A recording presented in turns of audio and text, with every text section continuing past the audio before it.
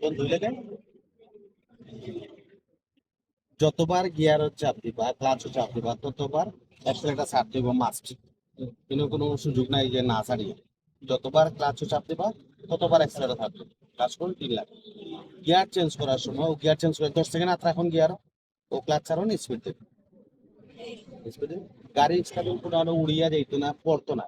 গাড়ির automatic balance auto balance আছে এটা সামনের প্লেটা এইলা না যে আমি স্টারিং দৌড়িয়া তো গাড়িকে কন্ট্রোল করছি। এই যখন গাড়ি 60-70 কিলোমিটার স্পিডে চলবো 60-70 কিলোমিটার স্পিডে বেশি চলবো তখন স্টার্টিং এর 2 হাত টাকা বাধ্যতামূলক। এমনি যদি 10-20 কিলোমিটার 30 কিলোমিটার স্পিডে চলে তাহলে 2 হাত টাকা বাধ্যতামূলক না। আপনি আরাম চালাইতে পারবেন অসুবিধা নেই।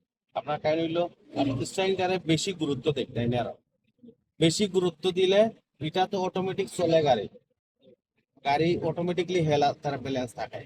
ম্যানুয়াল গাড়ি আপনি গিয়ার চেঞ্জ করার সময় অনেক ফোকাস রাখুন বেশি স্টারিং এ ফোকাস রাখুন কম তাহলে গাড়ি চালাইবার সময় গাড়ি যখন কাই ফুটে সাইডে থাকলেও ক্লাস হুম, হুম। যে কোনো গিয়ার তো গাড়ি যদি ভাইব্রেশন দেয় এর অর্থ হইলো স্টার্ট বন্ধ হয়ে যেত স্যার বুঝছেন নি?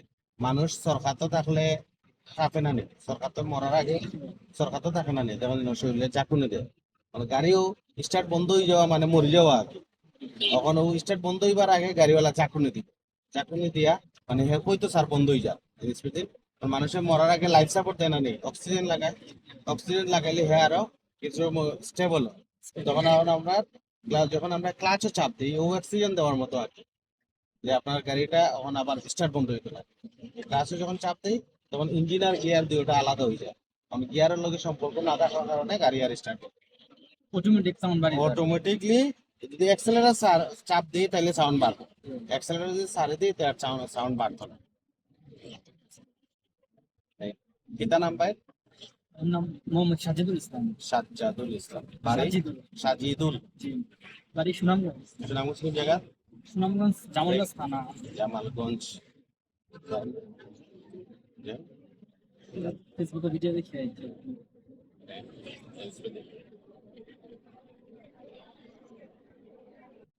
ম্যানুয়াল তো মনে হয় ইয়াতে অটোতে হার্ড বেশি শিখা। ম্যানুয়াল গাড়ি কেউ যদি মনে রাখা আপনি বইতেছেন স্টারিং আর গাড়ি স্টার্ট দিচ্ছেন না পিছে থেকে 3 জন মানুষের ঠেলার আর আপনি ও গাড়ি চালাইয়া লইয়া যাই ইলা যদি আপনি পারেন তাহলে আপনি অটো গাড়ি চালাইয়া নিতে পারবেন। অটো গাড়ি রে আরো দেখ অটো গাড়ি অটোমেটিক চলে তারে আমি আটটানি লাগে স্কেল হে অটোমেটিক চলে তারে আটটাইতে হয়।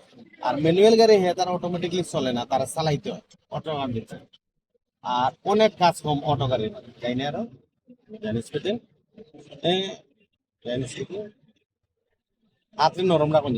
যে কোনো গাড়ি ওভারটেক করার পরে বামর যে মিরর আছে মিরর দেখবা মিরর অর্ধেক সেন্টার অর্ধেকের ভিতরে আইলে তারপরে গিয়া গাড়ি বামে চাপবো এর আগে বামে চাপতে হবে। যেটারে ওভারটেক করবা ওটারে মিররের বাম সাইডের মিররের অর্ধেকও দেখালি সাউন্ড এক্সিলেটর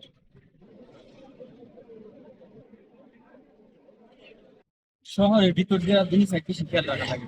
বেশি খেয়াল সাউন্ড এক্সিলেটর যে কোনো এক সাইডে টার্গেট করবা যদি ছোট রাস্তা হয় এক সাইড টার্গেট করবা এক সাইডে যদি না লাগে বাকি সাইড লাগবে। ব্রেক করুন ক্লাচ করুন ক্লাচ